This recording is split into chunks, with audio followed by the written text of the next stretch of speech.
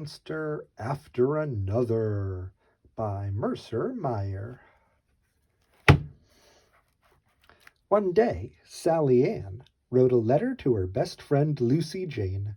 She put it in an envelope, and she put the envelope in the mailbox.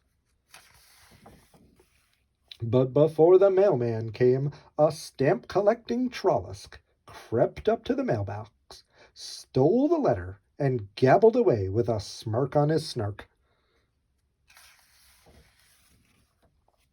But before the stamp-collecting Trollisk could tear off the stamp and collect it, a letter-reading bombinat flew out of nowhere and snapped up the letter. Over the blue ocean of bubbly goo, the letter-eating bombinat flew. But before he could find a nice place to settle down and eat the letter, a bombinat munching grumbly reached out of the goo and grabbed him.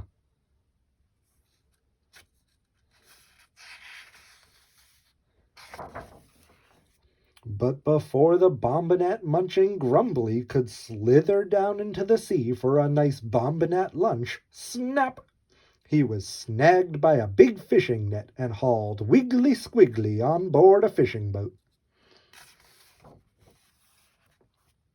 But before the ice boat could reach land, it was struck by a furious floating iceberg. Scrunch!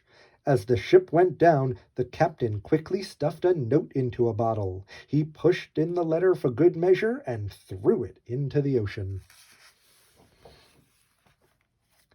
But before anyone could find the bottle, a wild and windy typhoon-gator came storming along, sucking up everything in its path. It sucked up the whole blue ocean of bubbly goo, the bottle too, and then blew itself away.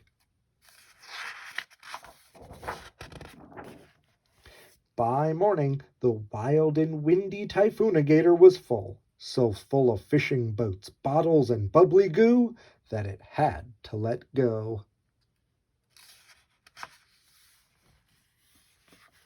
Down fell the letter, which was in the bottle, which was in the blue ocean of bubbly goo. Down fell the bottle, plop, right on the head of a paper-munching Yallapapus who lived on the edge of nowhere. The bottle broke tinkle-pinkle, and out fell the captain's note and the letter. The Yallapapus smiled. It had been such a long time since he had had any nice paper to munch. Gleefully he grabbed the captain's note and munched it up. But before he could munch the letter too, the stamp-collecting Trollisk, who just happened to be passing by, snatched the letter in his snark and ran away. The paper-munching Yallapapus trundled after him, shouting and loudly grimming. Suddenly out of the sky swooped the letter-eating bombinat. Snip! He snapped up the letter. But before the letter-eating bombinat could eat the letter, he was snared in a net, caught flip-flop by the bombinat collecting Grithix. The Grithix, as everyone knows, is a bombinat collector, not a letter collector. He had no use for someone else's mail, so he did what anyone should do with a lost letter. He mailed it.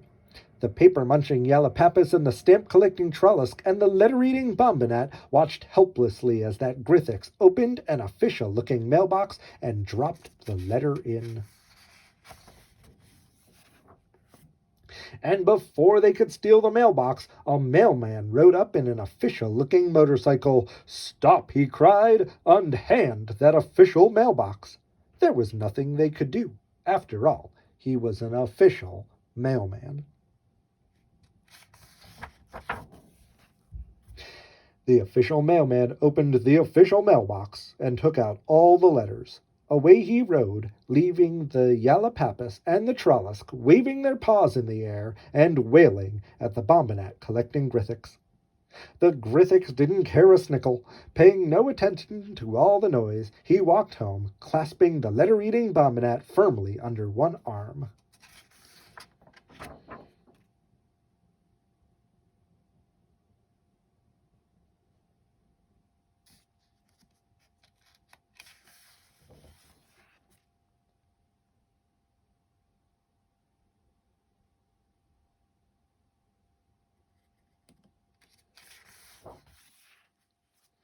When Lucy Jane opened the mailbox that afternoon, inside was the letter from Sally Ann. Dear Lucy Jane, nothing exciting ever happens around here. Please come and visit. Your best friend, Sally Ann.